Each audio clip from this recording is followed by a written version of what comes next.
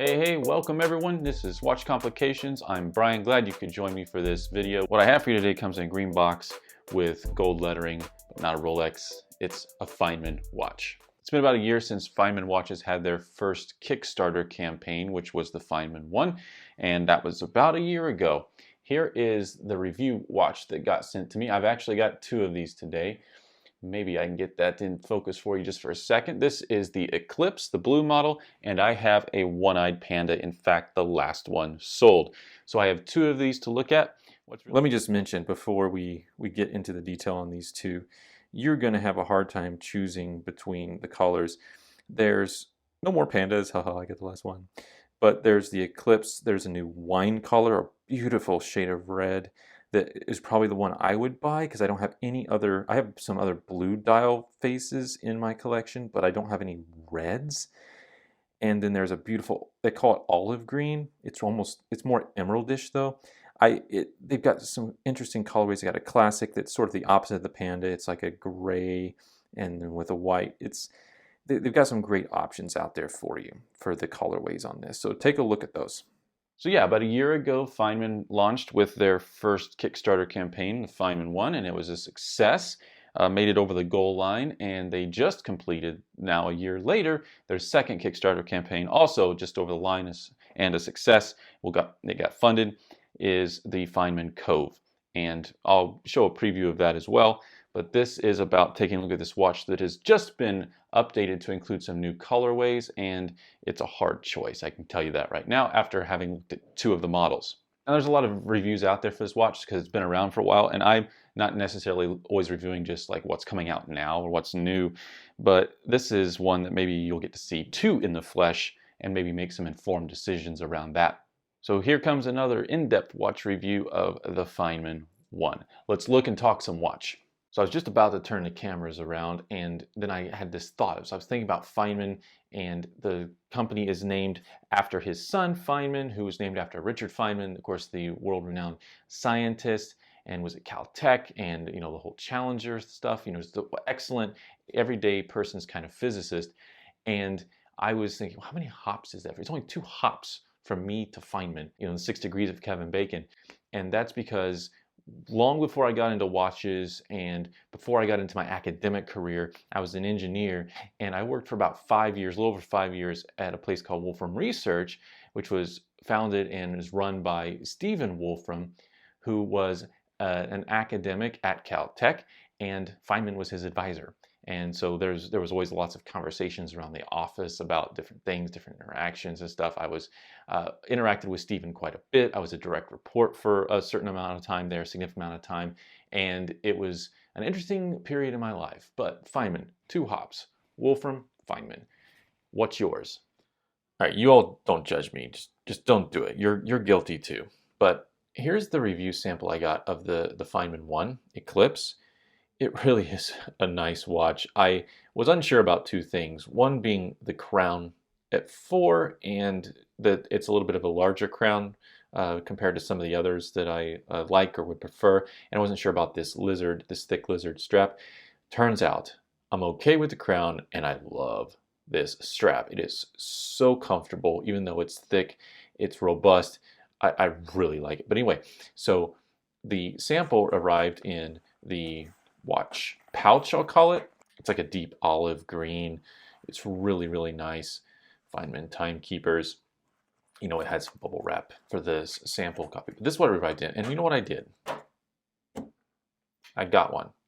And not just any Feynman One. I got the last Panda.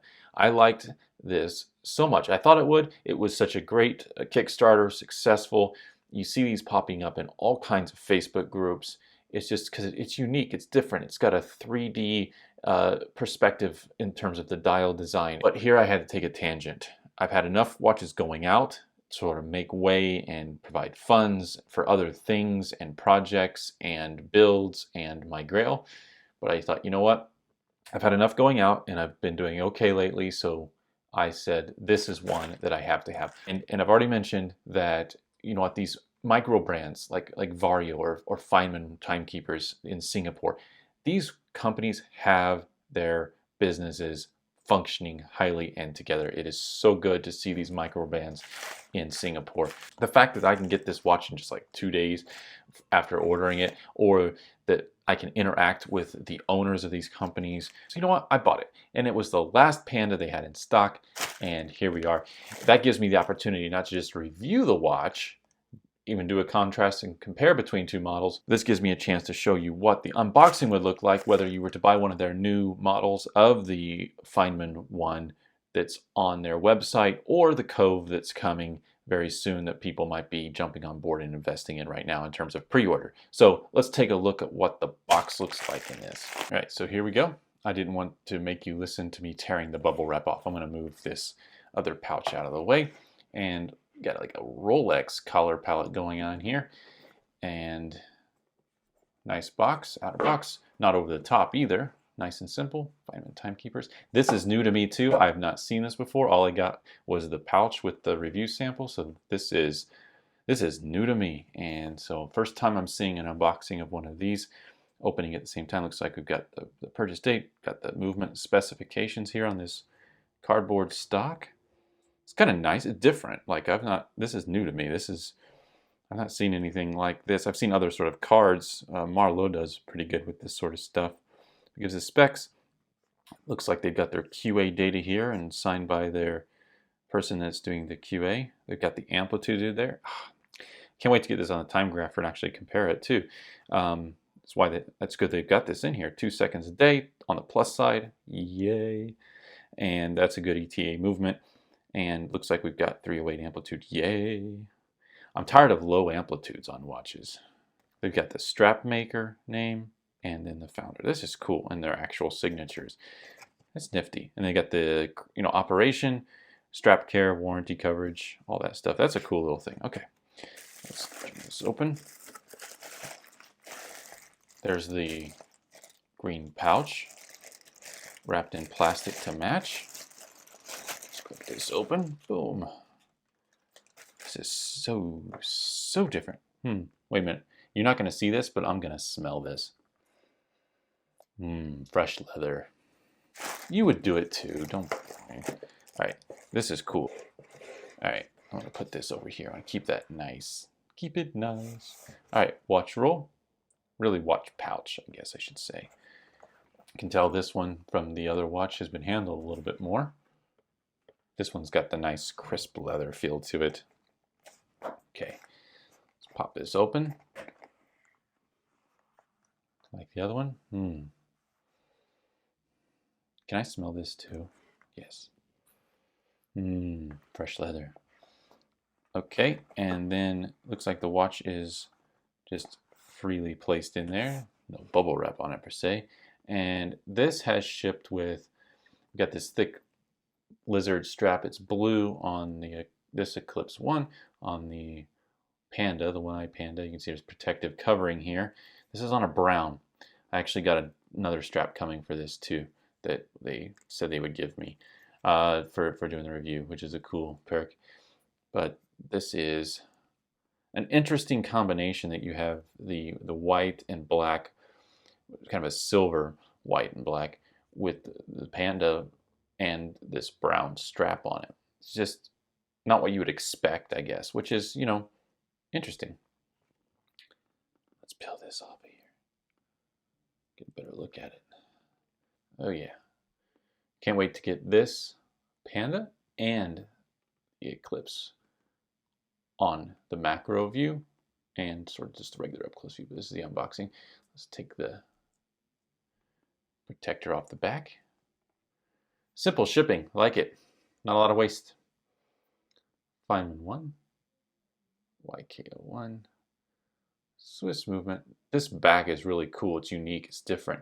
The fact that you've got the crystal going over the steel just looks crazy cool, different.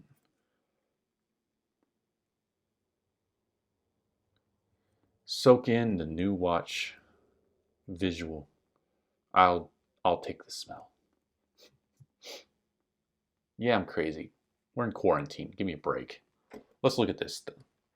All right, so we have the two watches to look at as we talk specs. We'll, of course, as always, do a macro view. I'll be wearing my One Eye Panda and then showing you the one that was sent to me to review, the Eclipse, a little bit closer and sort of your initial look at it. So one of the things I want to mention first is always about the company Feynman Timekeepers is that I really have to give credit to people who have a particular career. They want to be entrepreneurial. They start their own company. They come up with something unique, and that's the case with Feynman Timekeepers. And there's other brands, micro brands, and it really seems like Singapore is really this place where these interesting design concepts and this motivation and this want and also access, I think, to certain types of manufacturing. It's just doing really well right now, and I'm really a fan of these sorts of brands. In terms of sort of their material, they're going to talk about how they are, watch lovers themselves, and they want to create things for other watch lovers. They have an appreciation for watch collecting and spreading the passion, particularly of mechanical watches. And hand wounds are particularly popular right now. And my favorite type of watch is a hand wound mechanical. Even though I have my share of automatics, I'm still, at the end of the day, always will prefer a hand wound watch. And they are, as a company and design philosophy, inspired by things in nature, and there's that whole science concept, as you'll see in some of the aspects of their watch. And whether those are things like the lugs, which are designed to sort of mimic a lizard's legs, or the tail, which this is a very different type of small seconds hand, again, it's meant to mimic a tail of a lizard.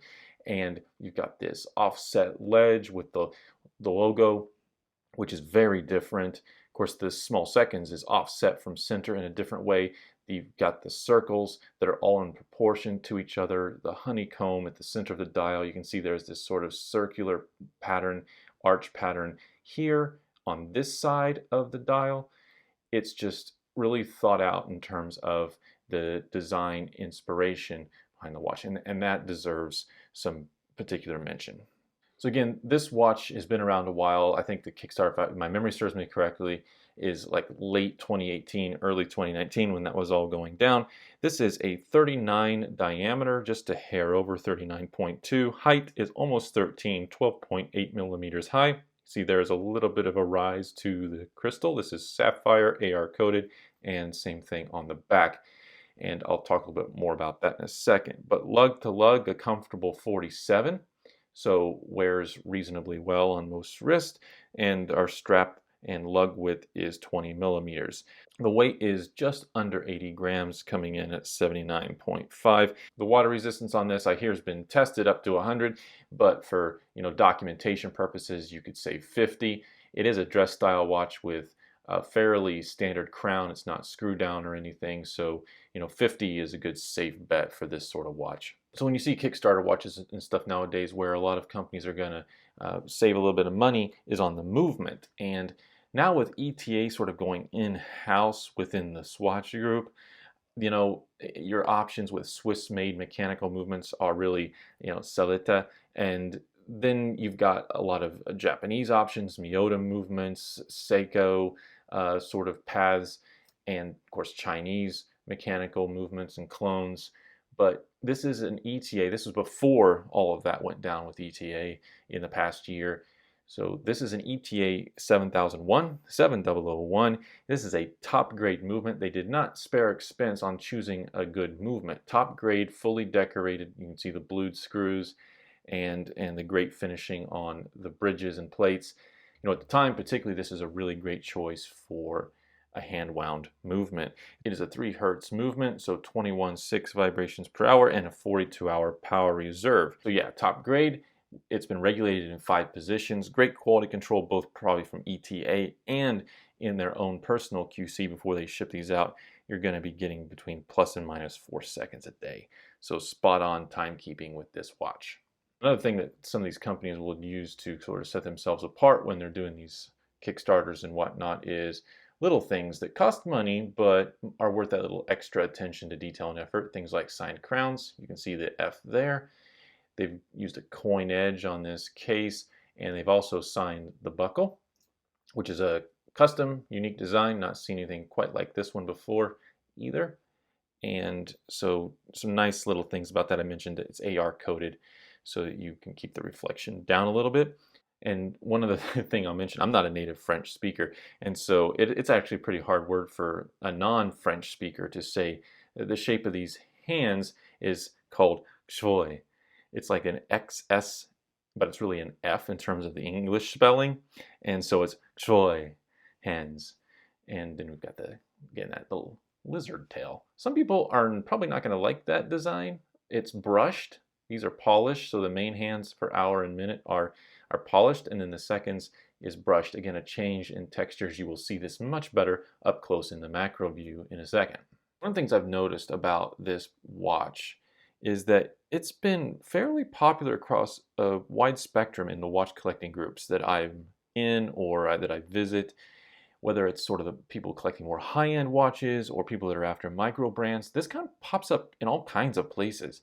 And I think that the biggest pro for it and why that's the case is because of the unique design. You have these circles that are in proportion to each other. You've got the offset small seconds. You all know me. If you've been here for a while, small seconds is my favorite complication. And here you have a unique implementation. It's not at just 6 o'clock, right? This is at 7 o'clock and a little bit shifted closer to center. But this unique look has a 3D dial, and it's very layered and deep, and it brings out different characteristics. Notice the 3D effect. Look at the small seconds hand. It's passing underneath of that top layer where you've got sort of another minute and hour track. You see the 6 there and the 12 up there. Notice it almost looks like it's off center, but it's not. And then you can see the same representations here on the seconds. Very layered. You can see there's some depth there to the center. You can see we've got a blued pinion cap here on top of the minute and the hour hand. The color, the blue here, this is again the Eclipse version, is just a wonderful color in person. You can see that the 12 and the 6 o'clock markers are a blue shade. This is brushed instead of like a sunburst pattern or something you might more normally see. This is brushed in a circular pattern in terms of the polishing. Again, you'll see this all up close in the macro view. So the unique look, also this offset sort of ledged implementation of the logo is very cool.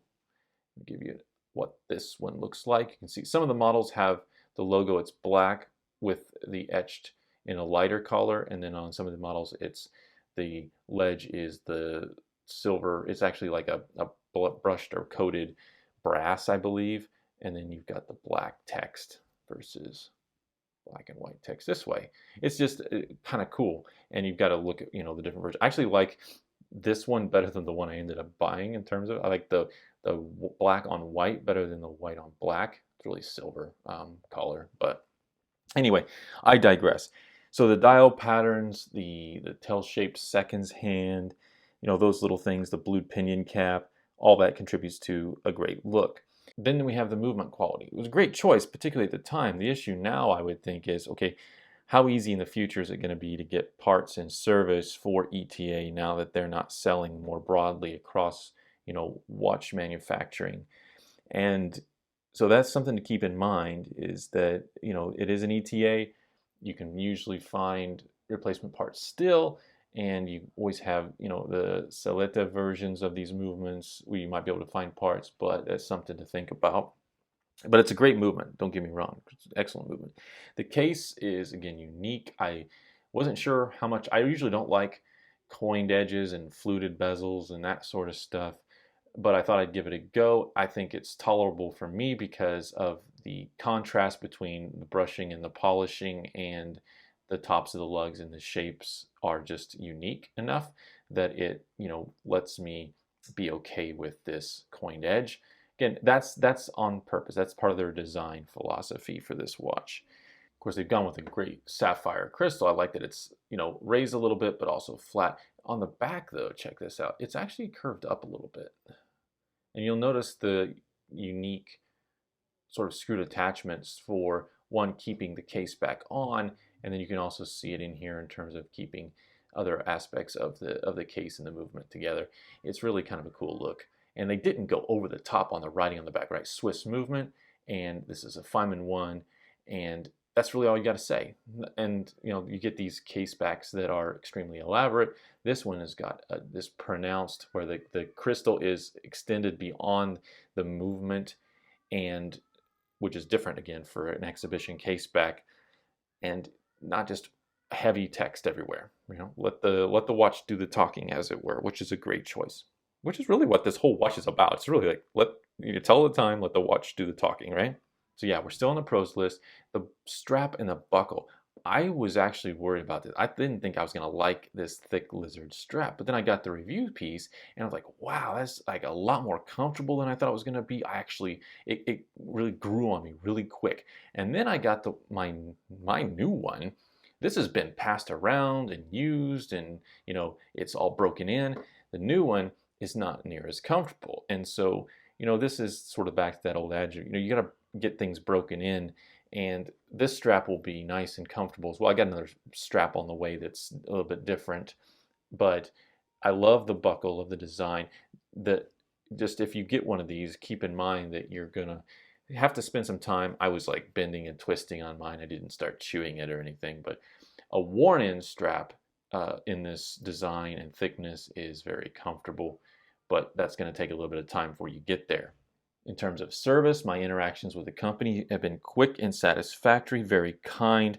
I like interacting with some of these micro brands because they're hands-on. You get to talk directly to people quickly, and the shipping details, I mentioned and showed you those a little bit ago with the unboxing. Internal QC on top of the regular movement QC, and then the alternating finishes. These are all big pros, okay? So love all of that. What are the cons of this watch? Well, one is actually, because it's a little bit of an older model, the info on their site's a little bit outdated, even for their newer models.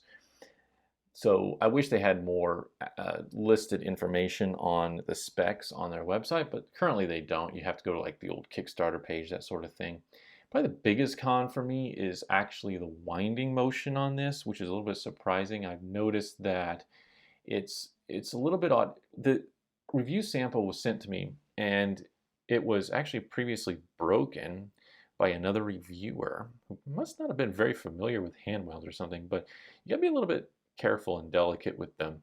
And so the person had broken the mainspring, overwound it. But then I noticed after I got my new one, and also having the review sample, that there is this little symptom in that sometimes if you just want to wind, it might already feel like it's fully wound. And probably if you left the crown in that state and just started twisting it, it could potentially break the barrel arbor or the mainspring or something.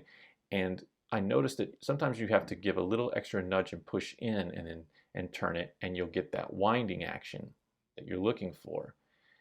But if you just loosely turn it, you'll notice, look at this. See? Just loosely turn it, you're going to get crown bounce back, and it doesn't feel like it's not actually spinning. But if you push in a little bit, and that's just the stem length not being maybe just a hair spot on where it needs to engage correctly with the ratcheting wheel and the whole winding mechanism.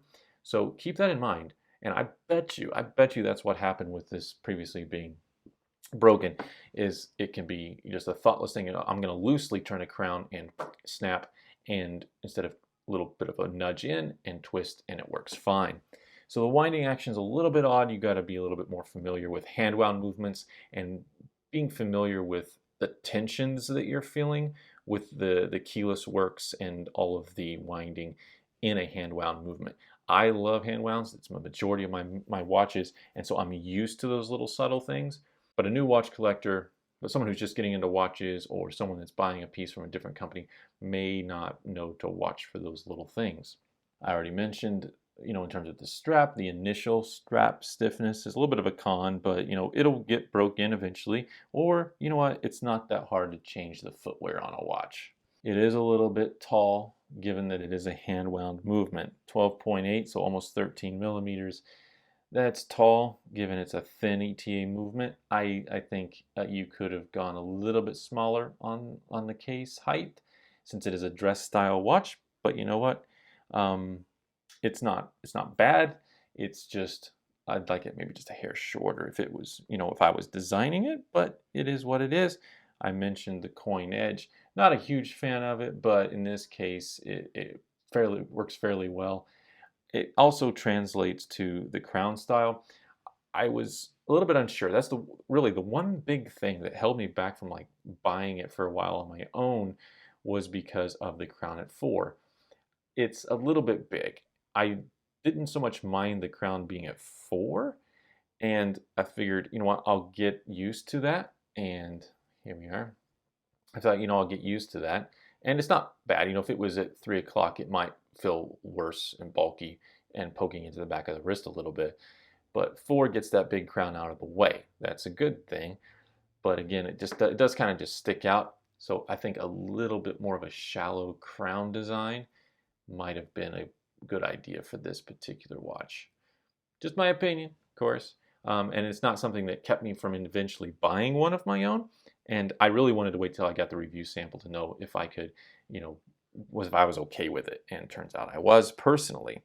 I'd say the other potential con that people might have with this watch is the cost. It is expensive. It's about $1,000, so US.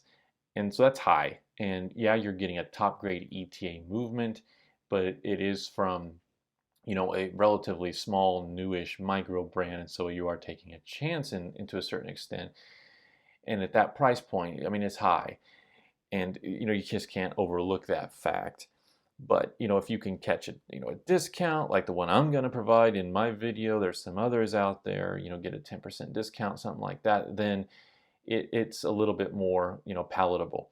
So again, cons and pros are, really relative to the person, right? So for some people, that cost is going to matter more than others. Some people, who cares about the strap, thickness, or having an extended break-in period, or being familiar with winding action on hand-wound movements, all those little things. Again, I say pros and cons. They were things that were cons for me, may not be for you. So keep that in mind as always, because to each their own when it comes to watches. So there's our general look at the Feynman One, One Eye Panda, and the Eclipse. Let's get these under the macro lens and see what they look like up close. All right, beam me up, Scotty. We'll do an up close look and a super up close look. Right now I'm at 1 times magnification on my macro lens. We're going to go up to 1.6 in a sec. This is a review sample, so I did notice there's some, some imperfections on here. Maybe this is an old prototype or something. You're not going to find that on most of them. We'll look at my Panda too as well. Again, the design I want to point out. Notice, for example, the transition here at center between the honeycomb pattern and these arches right here on the lower portion, lower third-ish of the small seconds. See, the printing is quite fine. See the blue, quite fine, man. I had to make a joke, come on. You can see the blued pinion cap on the center pinion, which is a nice way to cover up the top of the hands. Don't see that too often. You can see the sunken middle there. You see the case edge is brushed, and then it transitions to polished around the bezel edge, and then on the lugs, and starts off polished there, back to brushed. So you get these transitions. We're polished around the side, the coin edge. Turn this way. Let me wind that just a hair. Get the F around there. You can see. See, it's polished as well. Simple time setting, of course, with it being hand wound. Pop out the first position, set the time. Love touching watches. Get some light here. Reflections, you can see that the texture on the dial it's what you would normally expect to be like a sunburst, but you can see it's sort of brushed circularly around. It's a little unique logo thing here. I like that it just points out like that. Of course, that's a design aspect from nature as well. All right, so let's look at the back. See here, Feynman One. Swiss movement. What else really needs said? Basic hand wound model, right? It's 17 joules, which is the normal number of joules you'll see with just a basic hand wound movement. You can see down in there the ETA logo, 7001. Blued screws, again, top grade, highly decorated. Watch doing its thing. These screws here on the interior, holding things together on the inside, and then the 4 screws holding the case back on the outside. It really is unique conceptually from the ground up, and that's what's so encouraging about this sort of watch. Let's pop in here. I'm going to zoom in to 1.6 to take just a hair closer look.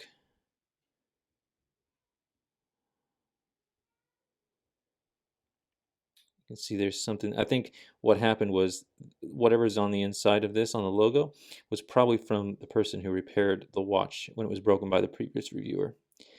And that's where that has come from. So I'm not putting that on the wonderful QC folks at Feynman Timekeepers, because that's not how mine was looking and shipped. That's just a watch repair, not being careful. I love this 3D effect on the dial face and how that small second sweeps underneath of that ledge. So cool. Let's look at the Panda. I don't want to take too much more of your time. I know you all put up with my longer videos to a certain extent, and I guess some of you are probably here for that because I go into more detail and spend more time talking about things and pros and cons, and 5-minute YouTube videos aren't for everybody. So you can see movement looks the same. It's up close on the Panda. Still at, in at 1.6. Any lint and dust you see there, of course, is on the outside of the case because I just got it on my wrist. YK01, Feynman One. The brushing here on the interior, of course, the transition into the polished. Just a constant contrast in polish and finishing, and just a coin edge. Crown. Got a comment the other day about how someone said they were appreciating the fact that I actually wore my watches and their fingerprints all over them, that I'm not in white gloves. Like these are watches that I either, when I get a sample piece, it's like if I'm bothering to spend my time to create, and do videos and content on it, even a sample piece, guess what I'm probably doing? I'm thinking about maybe buying the watch. See here, nice and crisp. You can see the brushing on the second hand. There, 21.6. For those of you aficionados, you can sense already just by looking or hearing that's a 21.6. And you can see probably the circular pattern much better, obviously, on this Panda, which is kind of like a silver and black circular. Around there, you can tell there's AR coating. You can see that blue tint on the crystal. And there's that beautiful brushing. A lot of detail, a lot of attention to detail in this design. Again, from the ground up. Great watch. I'm glad I got the last Panda. I went with it because it's a neutral color. I really like the blue though. I mean, after I had this and I got the pin, I was like, oh, I really do like the blue after wearing it for like 2 weeks. By the way, again, I wear these things for a couple weeks before I write review content, not just a day or two. I have one Panda. It's a chronograph, and I love that. Now I have a One Eye Panda. I would probably go for the wine one afterwards. But there's our macro view. Let's say goodbye. Well, so the current verdict for me is that I really do like the Feynman One. It's unique, it's different, And that's saying something in the world of watches, and particularly dial design. There's so much replication going on out there. It's nice to see a unique take in terms of the design, particularly in the dial, also the case, and really thinking through this as an entirely new sort of a watch. It hits a lot of boxes. You've seen a thorough review now of the pros and the cons of this, and they're not all available now, like the Founders Edition or the Panda. I got the last one. But there are so many good colorways out there, and actually, if you decide you're going to get one of these, what you're going to have a hard time with is which color. And I went with something a little bit more neutral, but I really like the blue. If I had to, make a choice now, after I got the Panda, I was like, wow, I mean, I just really like the blue. I know I would love the red as well, but I've, for this watch, decided to stick with something that was a little bit more neutral, and that's not always me. If you've seen some of my other stuff in the collection or some of the stuff I've shown and reviewed, you know that I like watches that have some bang, particularly when it comes to straps.